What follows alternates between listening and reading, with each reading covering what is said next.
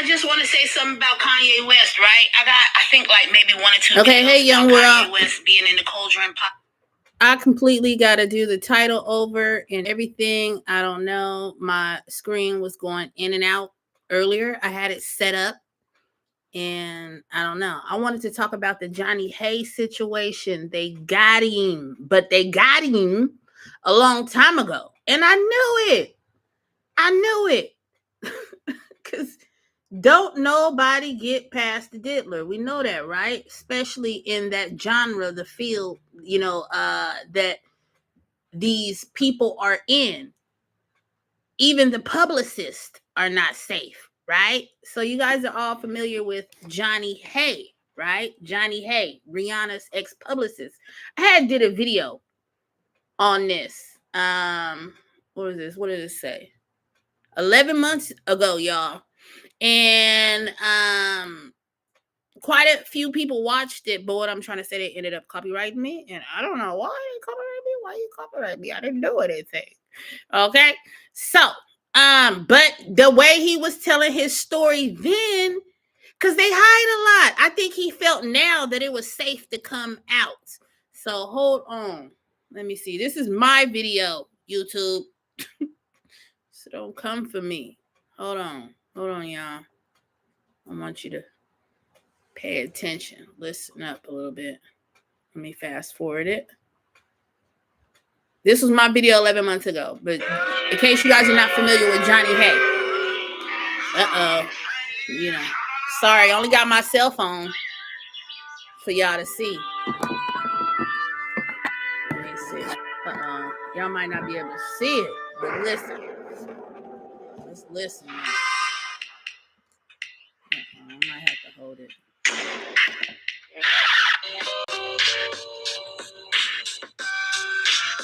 We got Jonathan Hay with a long resume. Jonathan has been a music producer in the industry, and he's also done a lot of publishing work. So he's a publicist, and he's worked with quite a few people. Jonathan, give us some of the names of the people that you worked with in the past. Projects that I've worked on have included Rihanna, Johnny Depp.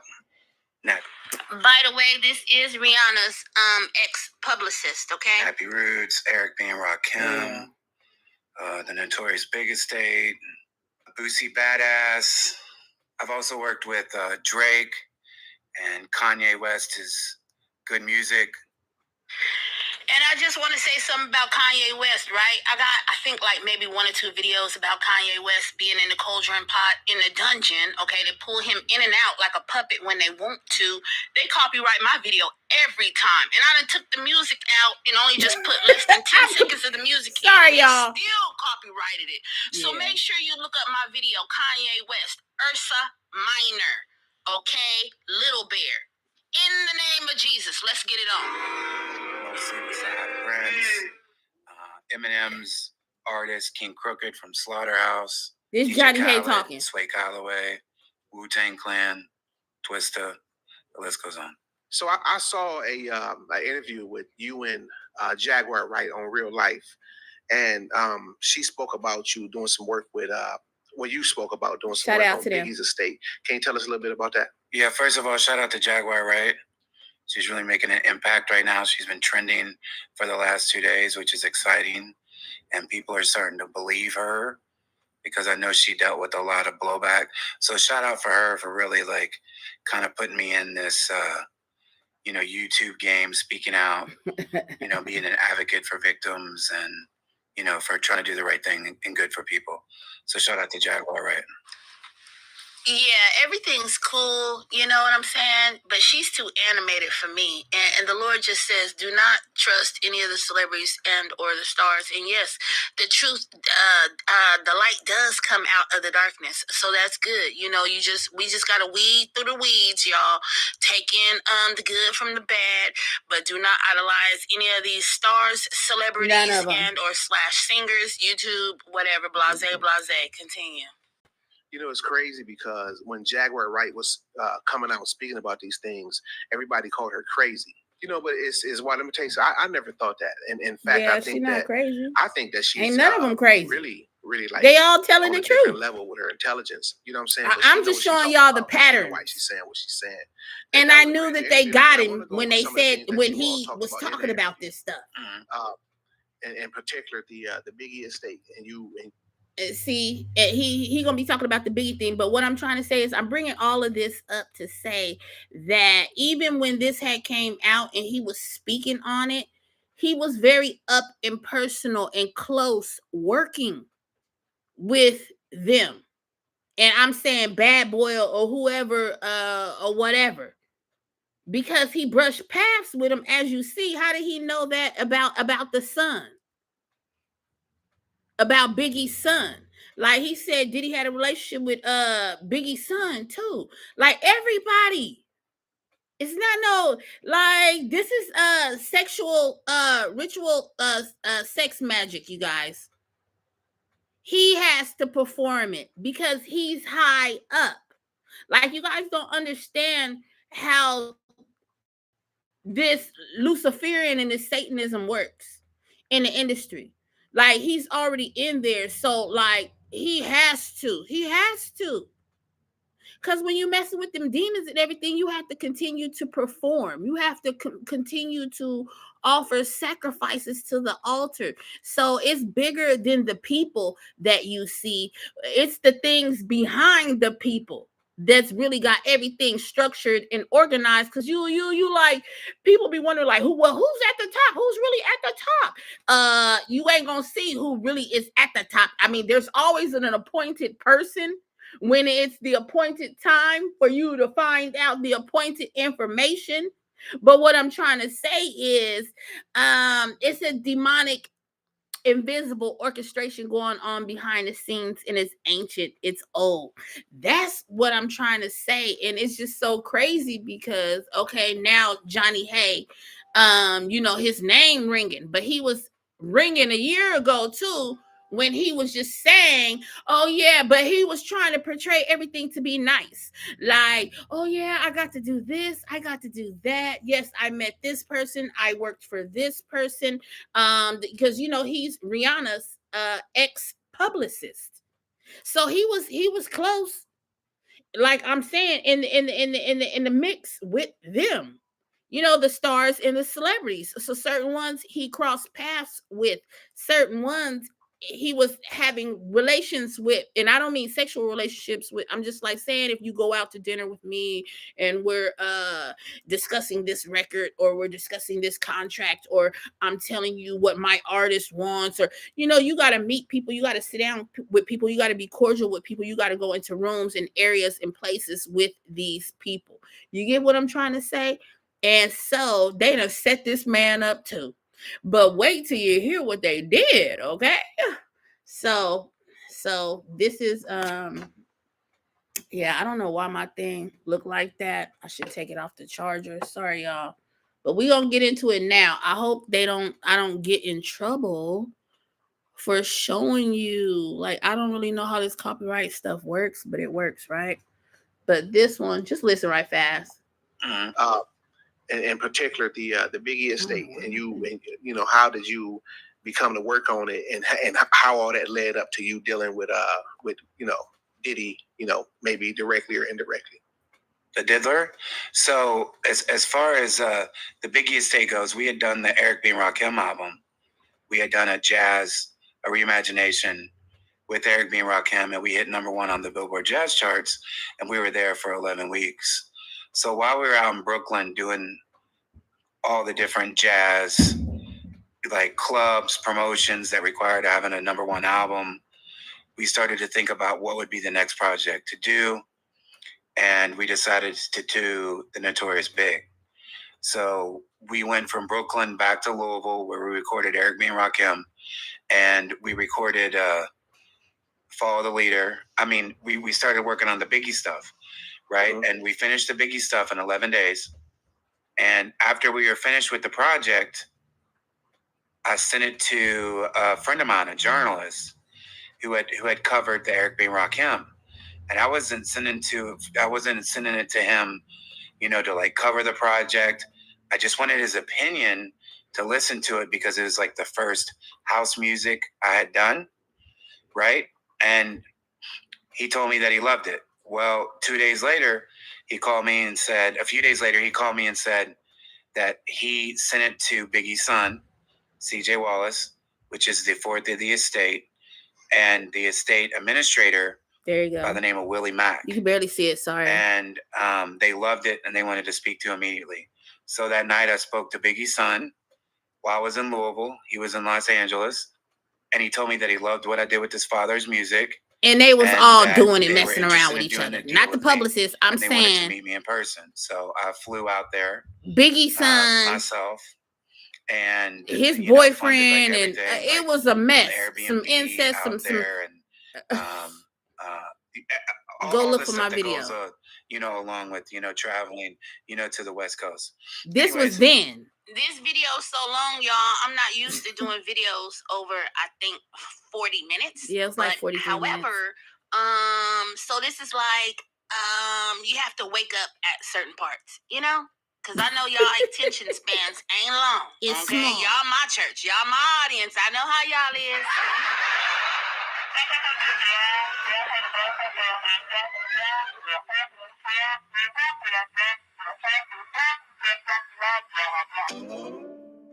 I met them. We hit it off. We did an amazing photo shoot where CJ see how he talking good? A clothing rack of Biggie's clothes that his dad had worn when he was alive. So I got to wear some of Biggie's clothes, which was unbelievable because that's what these people is into. Materialistic. Biggie's music. But then they violate you.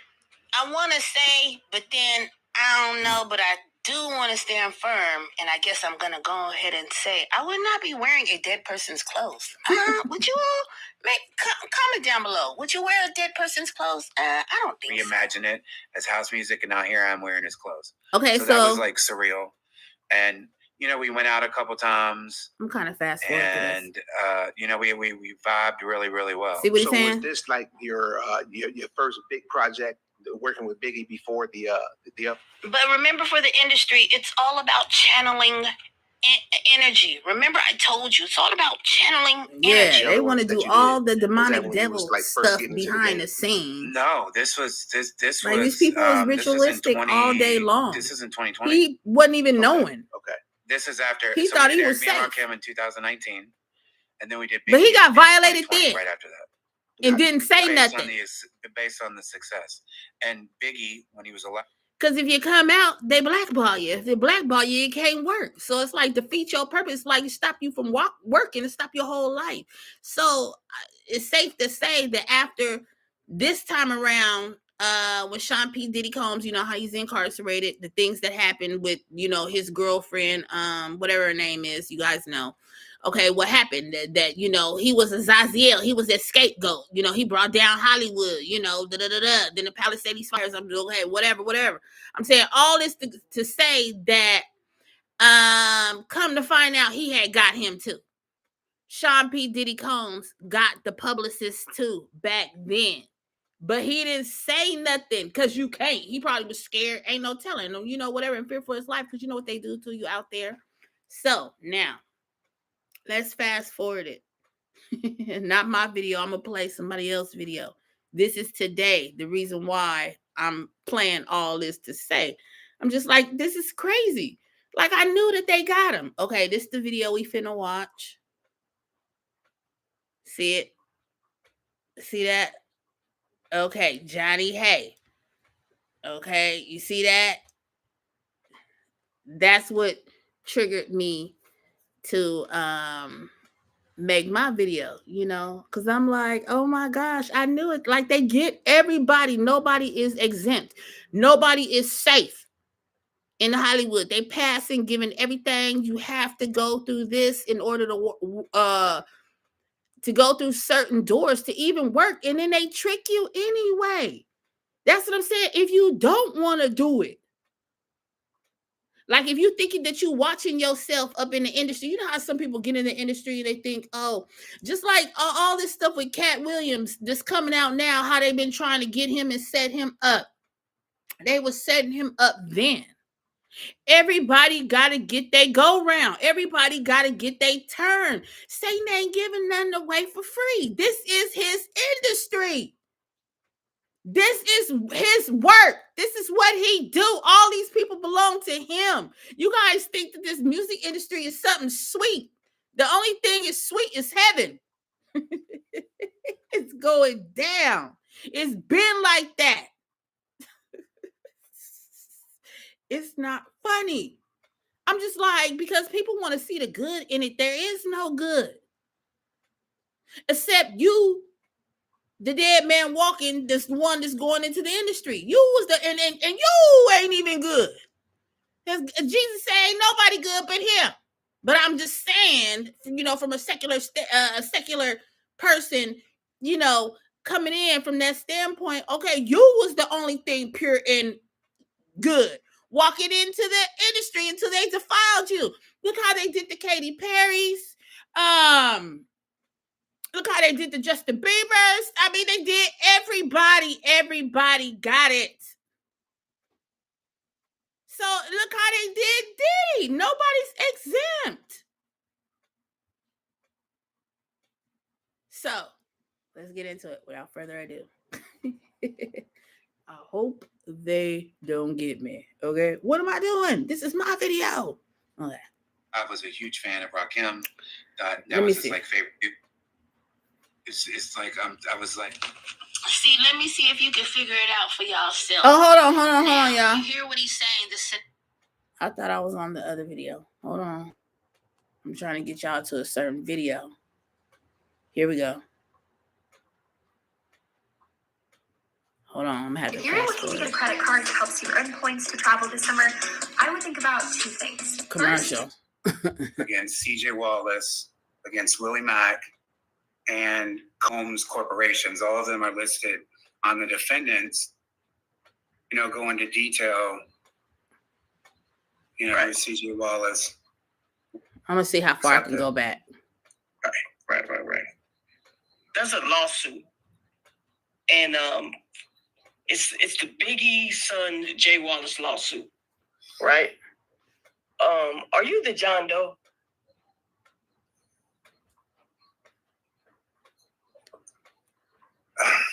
I am. Oh, but the say, spit it out. He's embarrassed. If you remembered from our interviews in the past, I would talk about, CJ Wallace working with Biggie's son, right. CJ Wallace working with Diddy and all that. He's embarrassed. I did one interview. You're already out. It's not your fault. Where I was like, they need to look into CJ Wallace more, the feds. Remember I said that? Yeah. Remember in my and that's in my video. Go see it. Johnny Hay. I was kind of like ex-Publicist alluding to that, but I didn't obviously, go into detail about that. And I would see some of the comments on all the different platforms that I did, they'd always be like, seems like he's hiding something. It seems like, there's more to the story. And that's what it was. So, yeah. I got a law firm, the Dordick Law Firm. They've handled some of the biggest cases, in history. They have some of the biggest winnings in history. And we filed the civil lawsuit against Sean Combs, against CJ Wallace, against Willie Mack, and Combs Corporations. All of them are listed on the defendants, that's out in public, that can see all the defendants listed, right? So that's, and I talked about all those people on your show before, right? And that's just, we're in the process of it. They had me at John Doe to protect me. The lawyer did, but people have put it together, throughout, because in the lawsuit it talks about me working with Willie Mack and CJ Wallace and Diddy. And so, people aren't dumb. So a lot of people have asked me about it. I've denied it. I haven't spoke about it, but I knew it. I knew now's the time to do that. Yep. And to talk about the lawsuit, because he had to move TMZ strategically. put it up, all these different outlets, put it up, but they just kind of did it for headlines and clickbaits, and people haven't heard from me to explain and talk about what happened that's contained in the lawsuit. Right. Jonathan. Yes. I'm gonna ask you to do something that's kind of a little hard. I know it's gonna be hard for you, but the people want to know exactly kind of, what kind of happened. You sent me paperwork, right? And I read through the paperwork, and I was devastated when I was reading a lot of this stuff. And I wanted to know if you could kind of walk us through what happened. Are you able to do that? Yes, sir. So we did this Eric B. and Rakim project.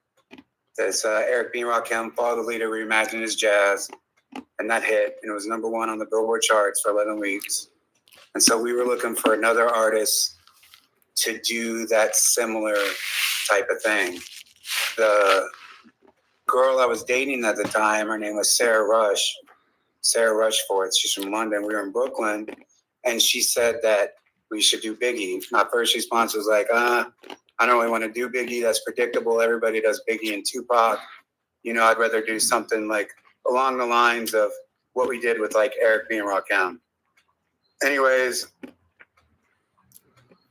she talked me into it. But what was weird about all that is, like, looking back, is she told me, she says, if we do the Biggie music, we could get CJ Wallace involved, Biggie's son. And I'm like, how do you figure that? She was like, oh, it's magic.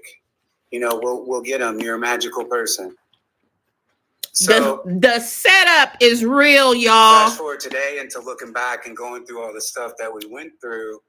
That was a setup by her. What I just she had said. her own CJ Wallace, and we did this interview that you can see during the pandemic. It's still online with me, CJ Wallace, Willie Mack, and Sarah Rush.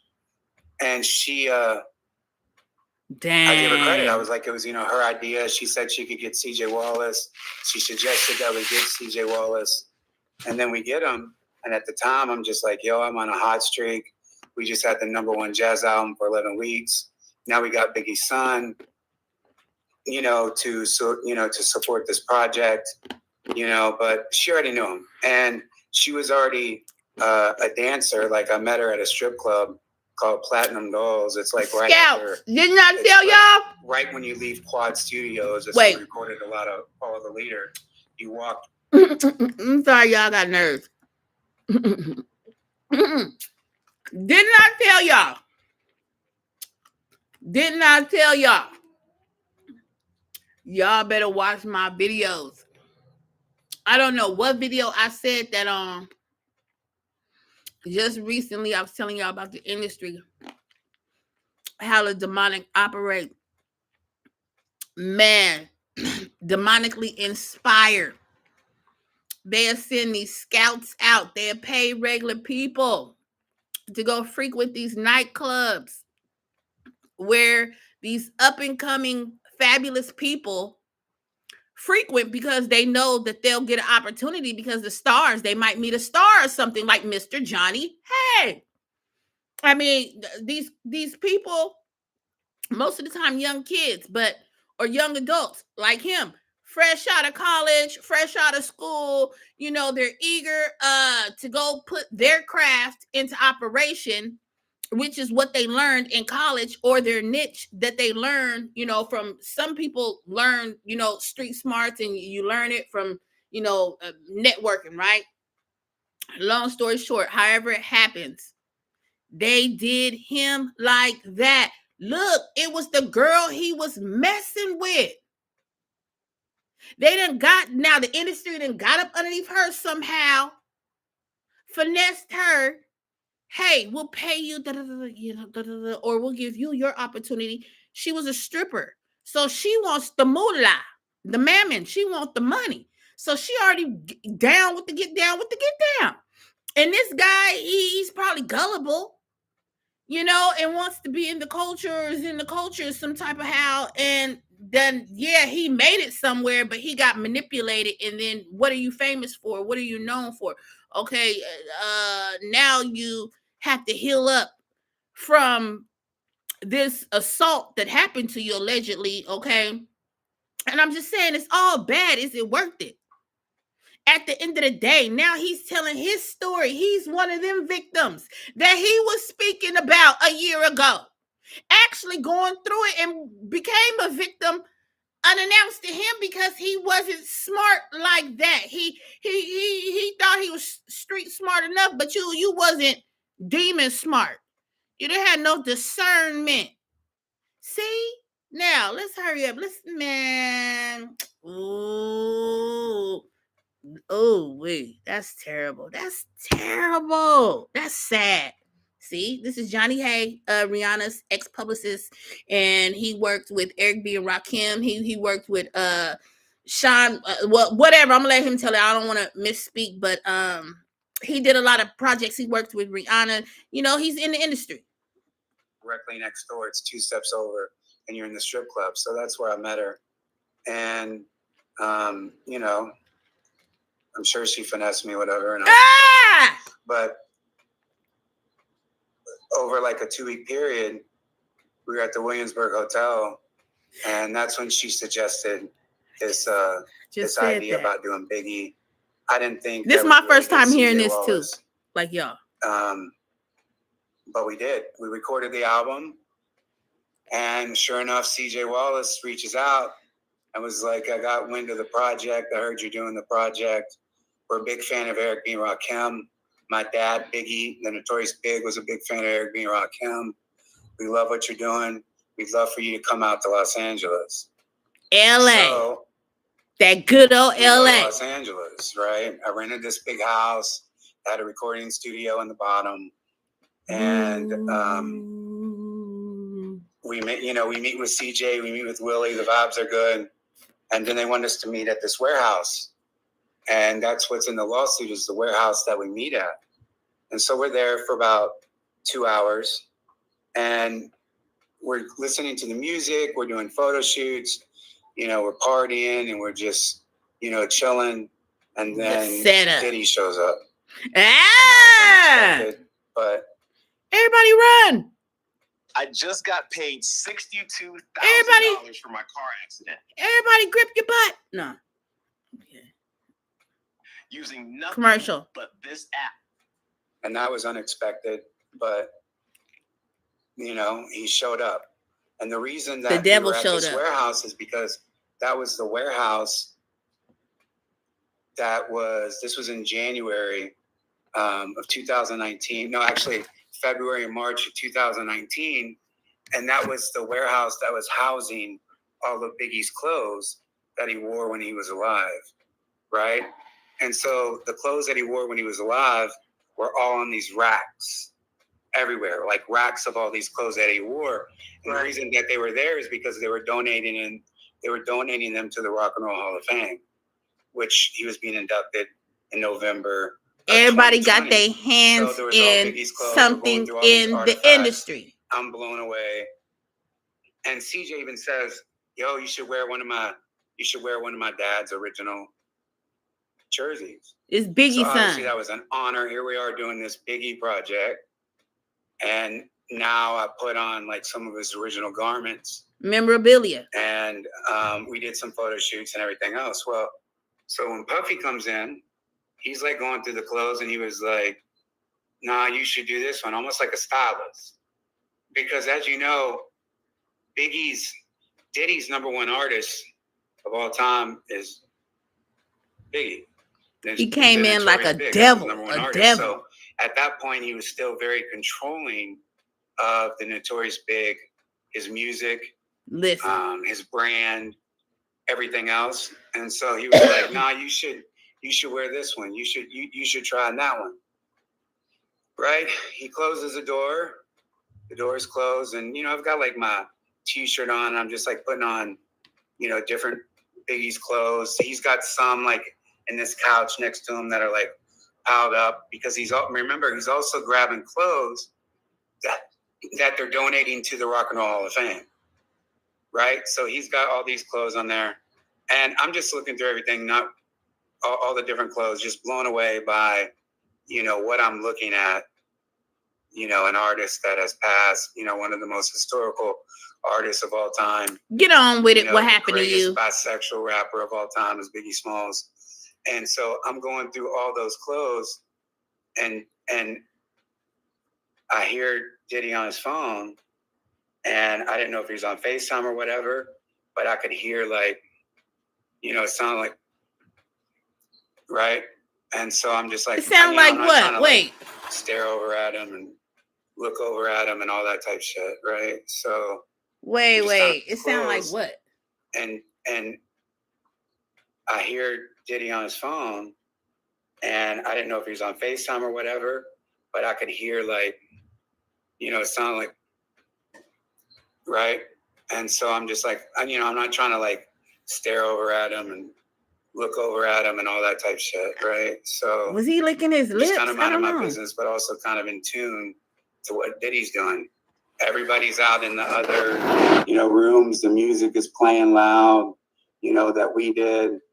And it's just Diddy and I in this room with all the Biggie's clothes. Next thing you know, it's like I look over and it's like this dude is looking on his phone and he's jerking off underneath one of the shirts. So I'm just kind of tripping nah, maybe he's scratching himself. Maybe he's, it can't be what's going on. But sure enough, that's what he's doing, because he's like, as he's getting into it, he's like, yo, bro, finish me off. Just like, nah. So, he finishes off into one of Biggie's garments that he wore, and, like a nut towel or something. And then he does his thing, and he walks over and he throws that on my arm, and I'm just like, holy shit. And he's like, rest in peace, Biggie, and walks out and laughs. And I'm stunned because what the was that, right? And it was shocking because it's also Biggie's clothes, like his shirt. And that's the part of the lawsuit that went viral at first. And everybody was like, making fun of it. Like, what do you mean, that's sad. He masturbated into Biggie's shirt. That's demonic. So, see, you guys don't get it. I put the shirt down. I brush it off. I'm like, okay, we flew in, we're in LA. All these people are out there. And I go out there, I see my girl. And at that point, I'm just stunned. She's like, what's wrong? I don't tell anything. I'm like, I'm going to go outside and smoke a cigarette. I'm outside smoking a cigarette, just trying to keep my composure, because I'm thinking about the project that we've done, the album that was finished. I didn't really know what to do. So I didn't do anything. State and local authorities in California I want to say something. Millions of dollars in Now you just heard, I guess it's the first incident. He said something else I was listening to on this interview, like he violated him. But what was I gonna say? Now listen to that. That's a form of control. Control's witchcraft. Now he know that this man is way someplace else. They done got this man out here, out of his element, out of his safety, out of his jurisdiction. And he doing this to him. So it's in steps and stages to see how this man reacts. And then so this is how the industry knows how to move based on how this man is reacting to know, okay, what he will be down with. And then remember, I told you contracts, written contracts is behind the whole scene. I'm telling you, the contracts mean a lot spiritually, physically. Okay, let's get into it. I'm gonna try to hurry up and go past this commercial. This is interesting now. Compensation for individuals. Know what to do? So I didn't do anything. See, Diddy left a bunch of ketamine right? Like the most I've ever seen. Like, and that ketamine gets you out your body. I don't know what it'd be for CJ to a dream Willie, realm state, no pain, comatose, while we're and making demons music can move, and house music and everything else. They can operate in that environment. 2 days later, we're back at the house and we go to this rave. This famous DJ named Carl Cox, just me and Sarah, and we drop ecstasy to rave, psychedelics. We come back to the house and I tell her, I'm like, yo, the weirdest thing happened. And I'm tripping. I get real emotional about it.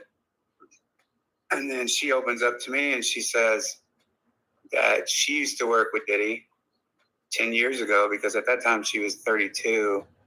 When she was 22, she used to, do private events for Diddy in London and Tulum. And he did something to her, I'm pretty sure. Ibiza and Brooklyn and Miami and New York. Everybody. She was just like cocktail serving, but obviously, it was probably more, knowing, about her past now. So I tell her, she's like, just don't say anything. I'm sorry. Let's just keep the project going. It's not a big deal. Keep it moving. So that's what we did. It's because, I had invested already in the project. I'd already done all this stuff. It's about Biggie, not, Diddy's whack shit. That man is an animal, y'all. So he's a monster. He's completely controlled. Anybody. And I told you, it's Legion. Legion. Kept the project going, right? So the pandemic, it gets in full swing, and we released the first single, Big Papa. And that goes on like Rolling Stone and Spin Magazine. Me and CJ Wallace redoing this. This is Johnny Hay, y'all. That stuff. And, coming out about what Diddy did to him. Diddy was like really like, controlling over what the music was going to be, what the vibe was going to be, because that is, being totally objective, that is his artist, right? So yeah, he controls that. The project gets weird. That happens. Gatekeeper. And where the project is buzzing.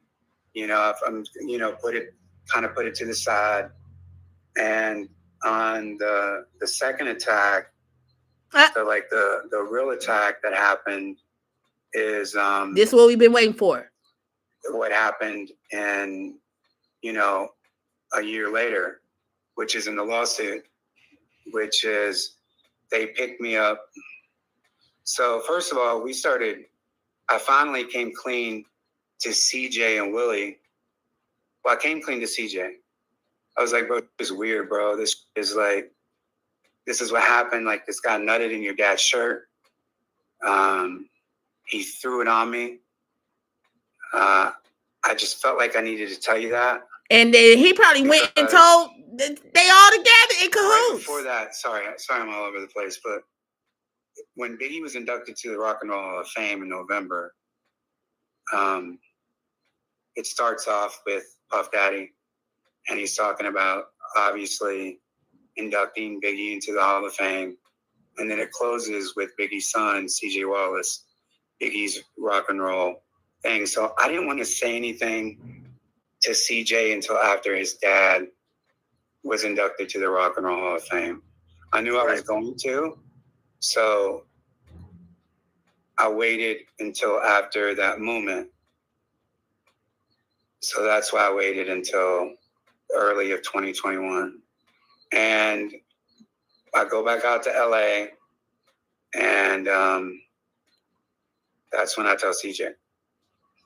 And I also tell him that Willie's acting hella weird, because they wanted to make the project like super gay, right? They wanted to meet Frank White meets Frankie Knuckles, and they wanted to be all inclusive,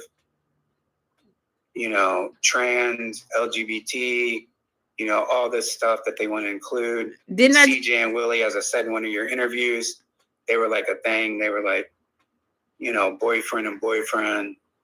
But Willie was also doing some extra like weird shit with me, and which I've talked about in some of the other interviews. And so I let CJ know, like, bro, this is what's going on.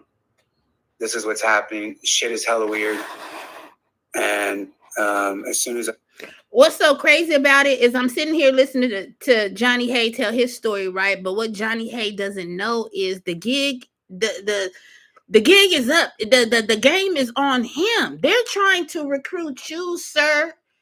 CJ, all of them, Willie, his boyfriend, they all in it together. Diddy is grooming and indoctrinating them too at that time. Well, way before, they've been indoctrinated and groomed by him, and however the industry is working, how this circulation is going, the players involved, you'll never really know, but you know the main player. So what I'm trying to say is, it is all gay. It's the gay mafia. Like it's already, this is already established. The indoctrination. He said induction, right? But don't forget, the indoctrination comes before the induction. Because they gotta brainwash you. They gotta manipulate you. They gotta use and abuse you. They gotta blackmail you. They gotta frame you. They gotta record you. They gotta make you sign these contracts, these NDAs. They gotta let you network and meet somebody. They gotta let you make some tracks and some masters. They gotta do all this first. And so step by step, however they doing it, and the master, Diddy, because he's been groomed and taught the same thing. So now he's teaching an era and the culture, and he's making his mark in Hollywood. And so they trusted him. Okay, this is your job. This is what you need to do to the people. Everybody coming in, and everybody got some on everybody, and they all gotta run sexually. This is sexual ritual magic, y'all. This is this Aleister Crowley. Do what thou wilt. I'm telling you, this is this Kabbalah, y'all. This is this alchemy. This is this Santeria. This is this witchcraft to the highest degree. I kid you not. I'm telling you. With the semen, the blood, the defilement, the abomination. Listen, I bet you he get into it. But I'm not going to tarry too long. We already on 42 minutes. But just, okay, now that you got that in mind, what I've been telling y'all, allegedly, teaching y'all everything. Okay, if you follow my channel, you can go look at the Diddy series. I got a Diddy compilation. Go check that out.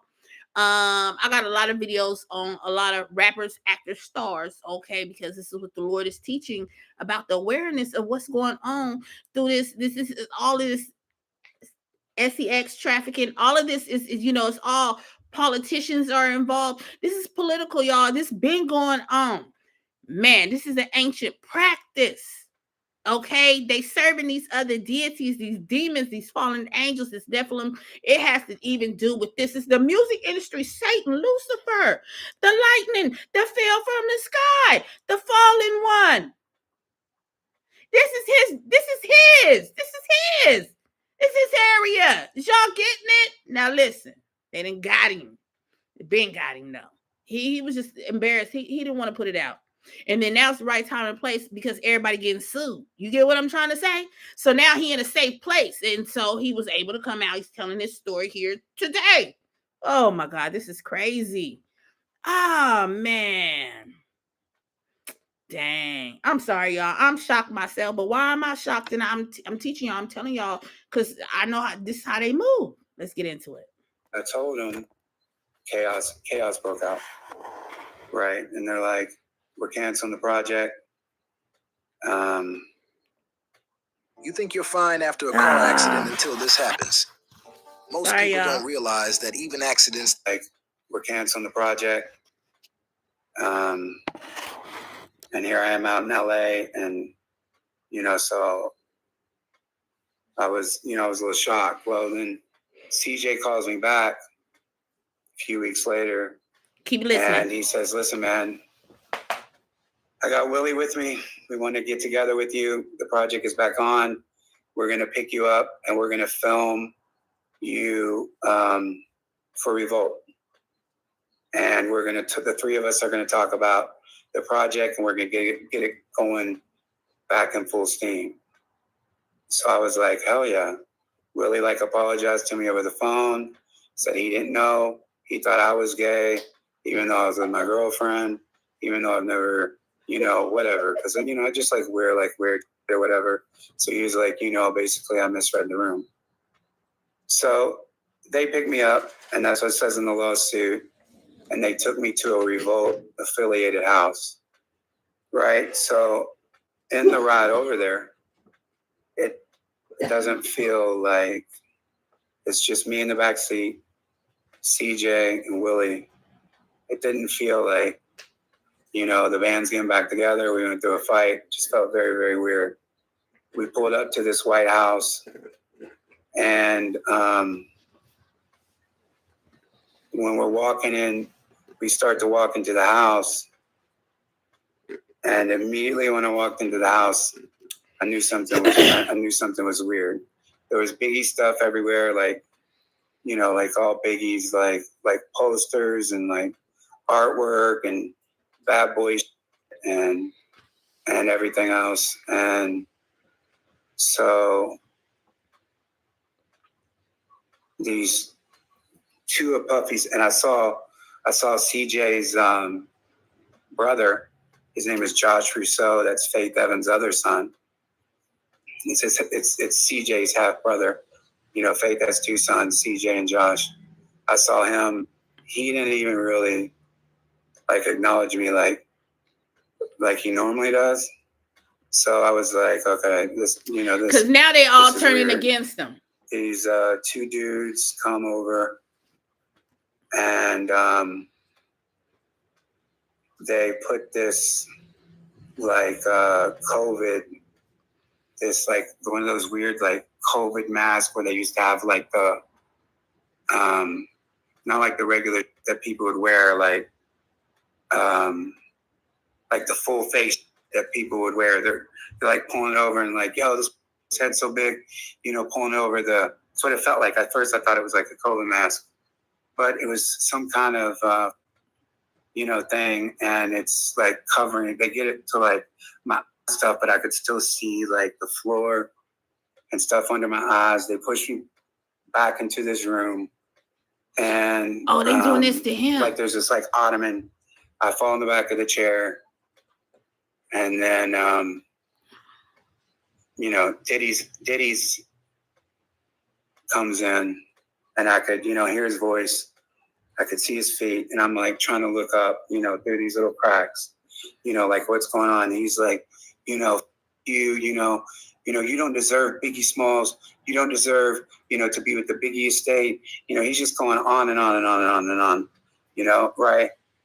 And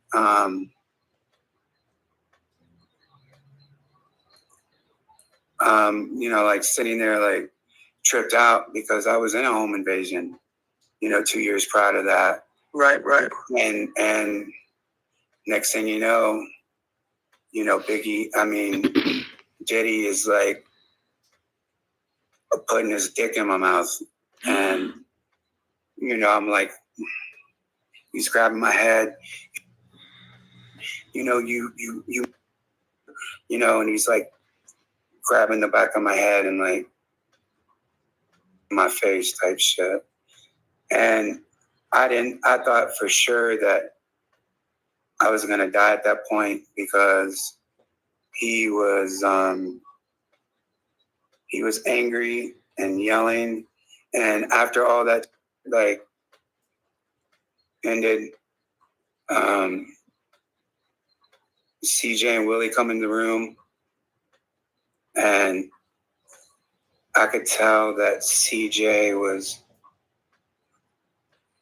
surprised, maybe. I don't know. But he obviously set it up, and then he was like, bro, just smoke this blunt.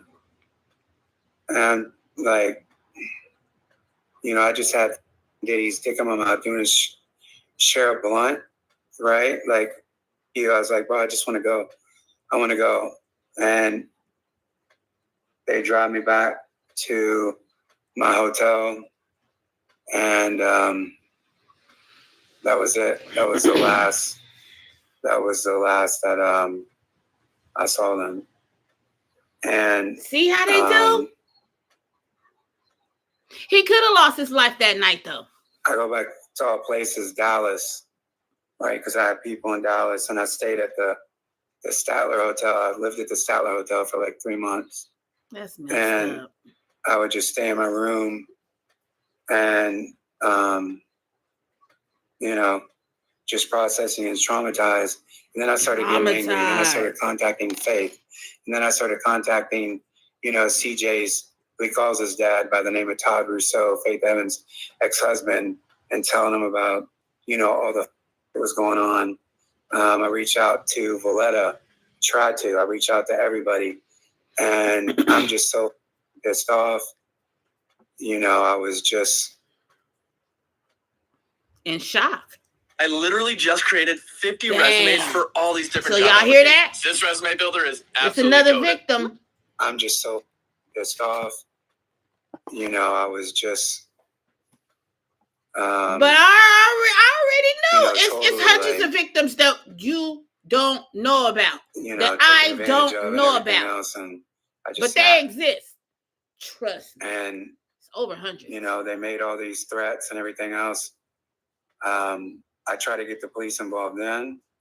You tried to tell. This is before Diddy's arrested, and nobody like took it serious. Right, paid off. I reached out to Cassie's law firm, Wigdor Law Firm, in 2023, and they wanted to meet with me. But as I was, you know, going to go over to their firm, this is before Cassie came out with their lawsuit and everything else. And obviously there's email records, and obviously this is in discovery and everything else. Right.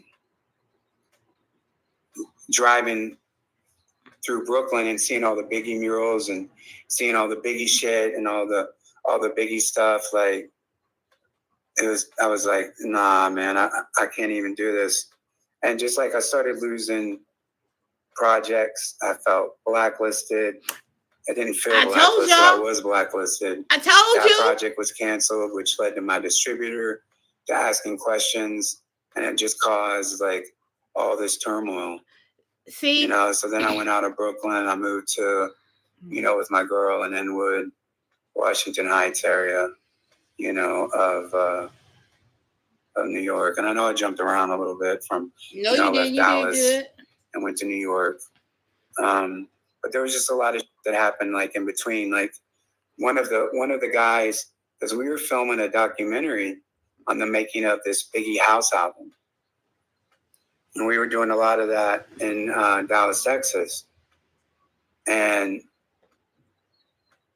I just, you know, I didn't have the strength anymore. Everything was done. So all my friends were like, what happened to the Biggie project? Well, this guy that was close to CJ and Willie that I met in Dallas, you know, I went to get some Percocets, and I got some Percocets.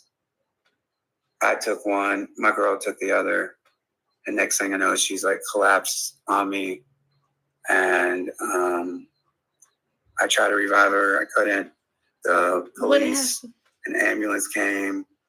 I was so off a Percocet that I didn't even know my address. So I had to go like across the hall. What address? Where am I? What's the address? I couldn't think. So anyway, she goes to the hospital. They didn't take me with her. And you know, obviously that was fentanyl.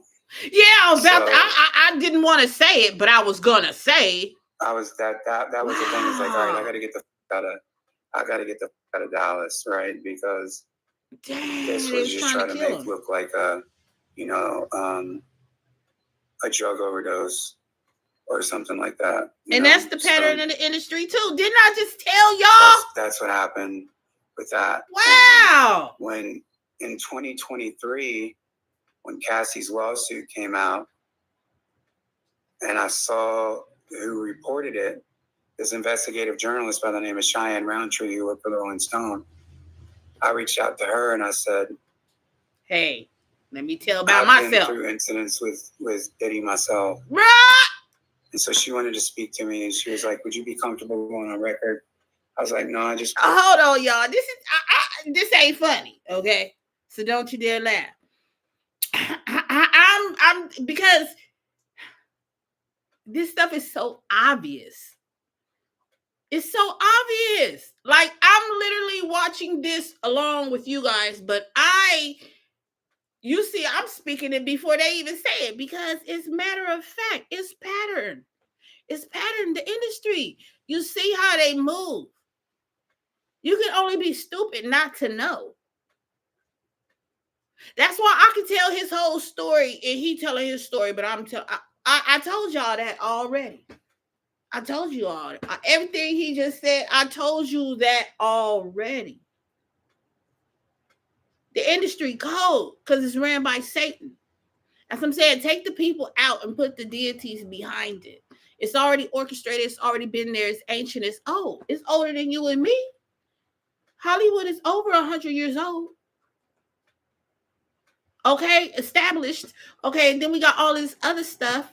The Illuminati, the Freemasons, we have Scientology, we have the Eastern Stars, and then if you want to go to the foundations, and then we have the fallen ones, the Nephilim, like all this stuff is here. The politicians working their sexual ritual magic, the Clintons, Hillary, Pizzagate, and then Obama the gay. Woo! I can go on Bush, Skull and Bones. Okay, all this is generating. Come on, y'all. And now we have new people. Kamala Harris. We have Biden. And then we have Trump. Need I say more? And then Hollywood, the music industry, this is what soothes the savage beast. We have football, basketball, WNBA. You know, all of this stuff is orchestrated to keep the men, and I don't mean like men, like gender. I'm saying like humankind, 444, to keep everybody occupied and entertained as the higher ups do what they need to do with the new world order. But people just get caught, and you know, after a while, casualties, reparations come about. Shall we say, reparations come about, right? And so somebody's gotta pay up the big bucks because the casualties, right? The people, somebody slipped through the cracks and now it's a lawsuit, and okay, somebody got to pay. Okay, so they pay that off. Like, okay, just like how Cassie got paid off, they paid that off. Right? And then Jay-Z with the girl, the young girl who they found, okay, they did the same. They used all of these scare tactics, fear, okay, the demon fear, control. I mean, these people, they're brilliant, they're smart. They practice this stuff to keep their things going afloat because it's all a part of the economy, like our society. Like, come on, y'all, it all works together. But I ain't gonna get that deep in this video. Okay, so we almost out of here. But I mean, come on, give a thumbs up, give a like. Do you agree or do you not agree? You have to agree. Because that's what I'm saying. It's not even hidden no more. It's out in plain sight. And these are just the examples of more and more people that, you know, when they get caught, when they, well, he didn't get caught. He didn't do nothing. He was the victim. But I'm just saying, Sean P. Diddy causes thousands of people. Because it's the machine running behind got him doing all, you know? It's a machine, demonic guy, that got him doing all of that. Spirits and, you know, it's stuff working behind this, y'all. Come on, deliverance ministry. It's things working in the background. Higher, the principalities, the powers of the air, orchestrating and moving. And this is how they move. And then by the time y'all get through from watching all my videos, you be done learned. They run in the world. I don't know why I got a frog in my throat. Excuse me, y'all. But they'll be running the world like this. It's already been going on for such a long period of time. And Johnny, hey, I'm sorry for you that happened to you. But I knew it happened to him a long time ago when he came out, and I did the video. Go check that out. Johnny Hay, Rihanna's ex-publicist. I did a video with him, not with him, on him 11 months ago, when he was telling CJ Wallace's story and what Diddy, how he violated that boy and them boys doing something then. See, and then the victim gets violated and then becomes the violator. So they was hoping he was down with the get down so he can move up in the industry how he wants to, but then they can use and abuse him and then have him work for them, producing more, because it's all about money and power to the higher up. These are just worker bees. So they would have put him somewhere in the industry if he would have been a part of the family. But he didn't go all the way through it. He rebelled, right? All right.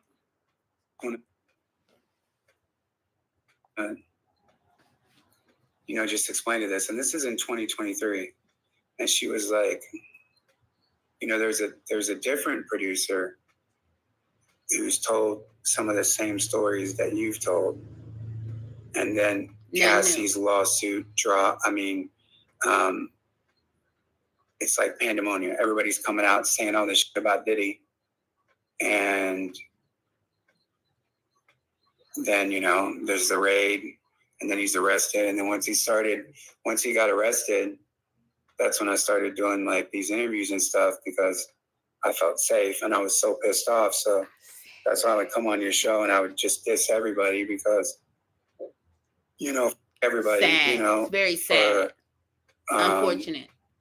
Letting that happen to me, especially Biggie's son, because they knew that in 2017 that I was in a home invasion. They knew that I was duct taped with my daughter. They knew the trauma was going to happen. And they're going to take me because they're mad over a business dispute. They're going to violate me. It's not about you. Do that to me.